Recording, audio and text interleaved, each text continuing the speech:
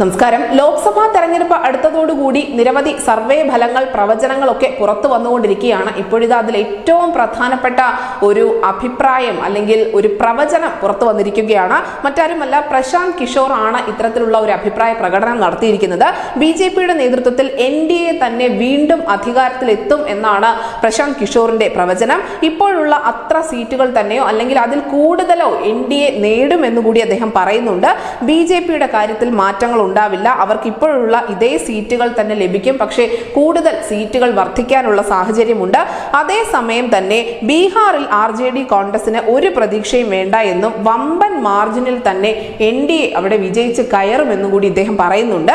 BJP എന്തായാലും seat നില മെച്ചപ്പെടുത്തുമെന്നുകൂടി പ്രശാന്ത് കിഷോർ അഭിപ്രായപ്പെടുന്നു. അതിനോടൊപ്പം പ്രശാന്ത് കിഷോറിന്റെ ഭാഗത്തു നിന്നുണ്ടായിരിക്കുന്ന മറ്റൊരു പ്രധാനപ്പെട്ട കാര്യം 2025 നിയമസഭാ തെരഞ്ഞെടുപ്പിൽ 20 സീറ്റിൽ കൂടുതൽ ഒരിക്കലും JDU നേടാൻ പോകുന്നില്ല എന്ന ഒരു പരാമർശമാണ്.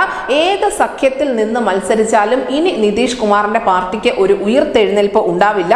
20 സീറ്റിൽ കൂടുതൽ അടുത്ത നിയമസഭാ തെരഞ്ഞെടുപ്പിൽ JDU നേടുകയാണെങ്കിൽ താൻ ഈ പണി നിർത്തുമെന്നുകൂടി പ്രശാന്ത് അഭിപ്രായപ്പെടുന്നുണ്ട്. അതേസമയം തന്നെ നിതീഷ് കുമാറും BJPയും തമ്മിലുള്ള ഈ സഖ്യം അതിന് 6 മാസത്തിൽ കൂടുതൽ ആയുസ് ഉണ്ടാവില്ല എന്ന ഒരു നിരീക്ഷണം കൂടി അദ്ദേഹത്തിന്റെ ഭാഗത്തു നിന്നുണ്ട്.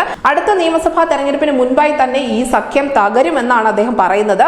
രാജസ്ഥാൻ, മധ്യപ്രദേശ്, ഛത്തീസ്ഗഡ് എന്നിവിടങ്ങളിലെ നിയമസഭാ തെരഞ്ഞെടുപ്പ് വിജയത്തെ തുടർന്നാണ് BJPക്ക് ലോക്സഭാ തെരഞ്ഞെടുപ്പിൽ വലിയ മുൻതൂക്കം ലഭിച്ചിരിക്കുന്നതെന്നും പ്രശസ്ത രാഷ്ട്രീയ നിരീക്ഷകൻ കൂടിയായ പ്രശാന്ത് കിഷോർ അഭിപ്രായപ്പെടുന്നു. എന്തായാലും വരും ദിവസങ്ങളിലൊക്കെ ഇത്തരത്തിലുള്ള ധാരാളം പ്രവചനങ്ങൾ ദേശീയ രാഷ്ട്രീയത്തിൽ ഉണ്ടാവുമെന്ന് തന്നെ പ്രതീക്ഷിക്കാം. പ്രത്യേകിച്ചും ലോക്സഭാ തെരഞ്ഞെടുപ്പ് അടുത്തിരിക്കുന്നു. അതിനോടൊപ്പം മുന്നണി സമവാക്യങ്ങളിൽ കാര്യമായ മാറ്റങ്ങൾ സംഭവിച്ചുകൊണ്ടിരിക്കുന്നു.